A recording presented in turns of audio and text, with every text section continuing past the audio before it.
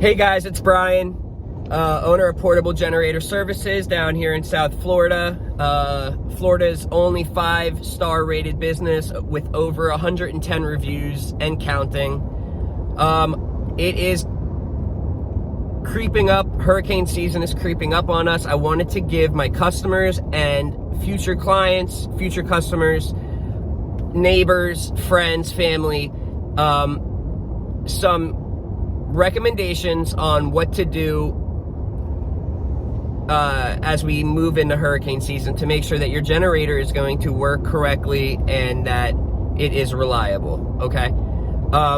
So this is for my portable generators customers, the generators that are on wheels that you can move around.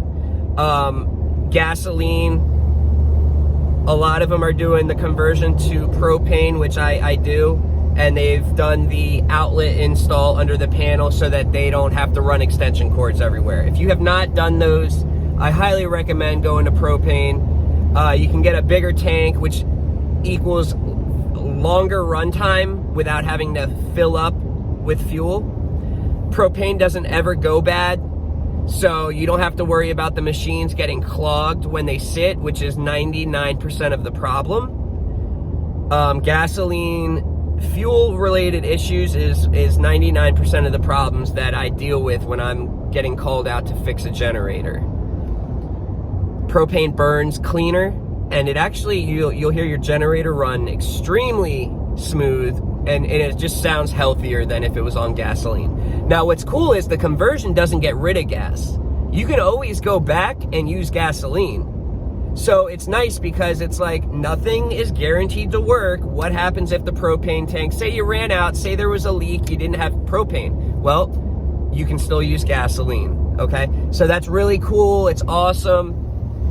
And like I said, very, very good benefits. They just outweigh any sort of negative about it, which there is none, okay? That is the conversion. The outlet is very important too. You don't want to have a generator where you got to run extension cords throughout the house. When you do that, you end up with 1 or 2 items that you can use, and you've got all this extra power on your generator that is not being used.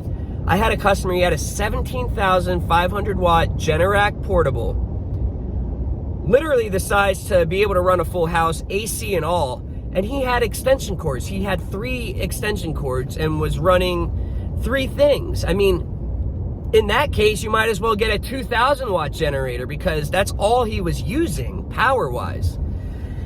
Keep that in mind.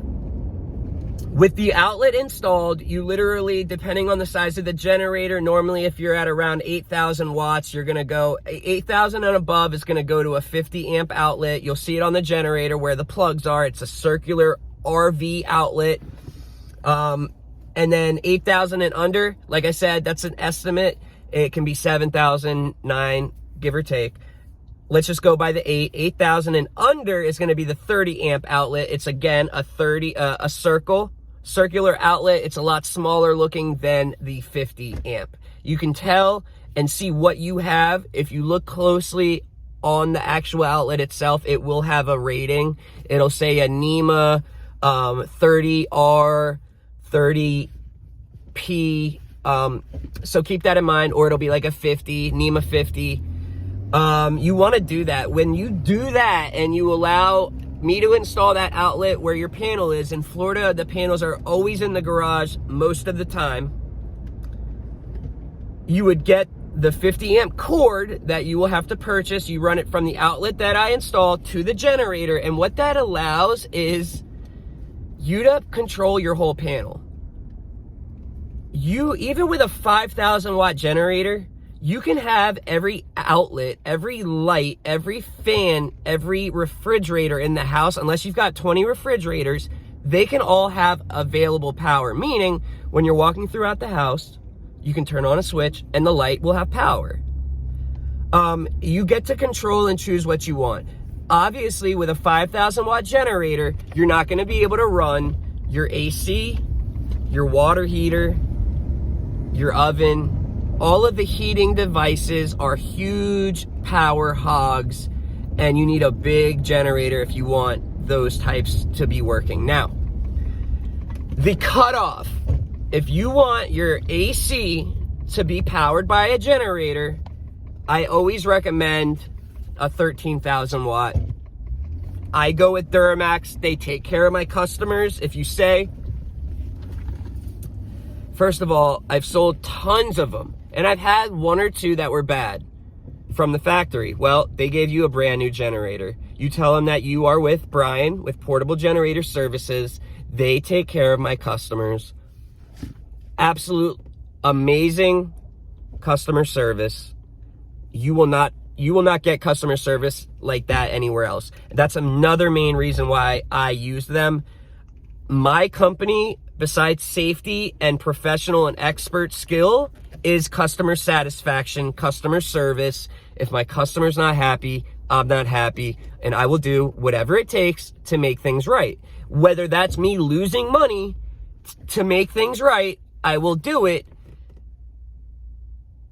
unless it's some unrealistic, you guys know what I mean. So they are on my level customer service wise, and that's a huge reason why I enjoy working with them so well. Besides, their generators are top notch, very well priced. If you're on Amazon, you can find, if you spend a week or two looking, if you find it on Prime Day, you can get a 13,000 for like $1,200. Dual fuel. You don't need a conversion kit. It's going to be propane, natural gas, and gasoline. Electric start with the backup pull start. And they're just really nice made generators, okay? So keep that in mind. Some tips. Get your gasoline tanks filled up that you have set aside. Do not fill the generator up with gasoline yet.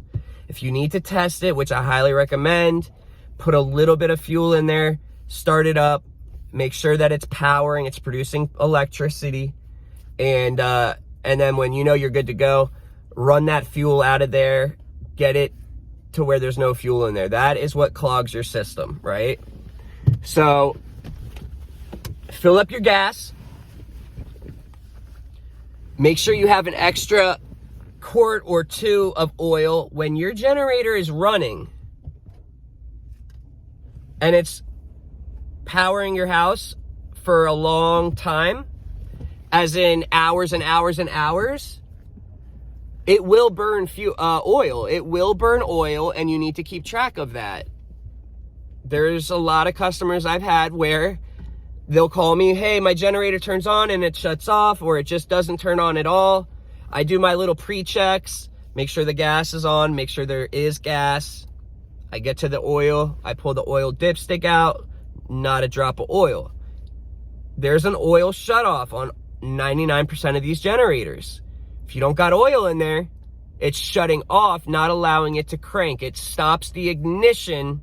It stops your spark plug from being able to produce spark, and it's saving you from needing to buy another generator, right? Because if you don't have oil and the thing runs, it's gonna break a rod, bend a rod, because there's no lubrication. So oil, always check your oil level, okay guys? I'll get back to you guys in a sec.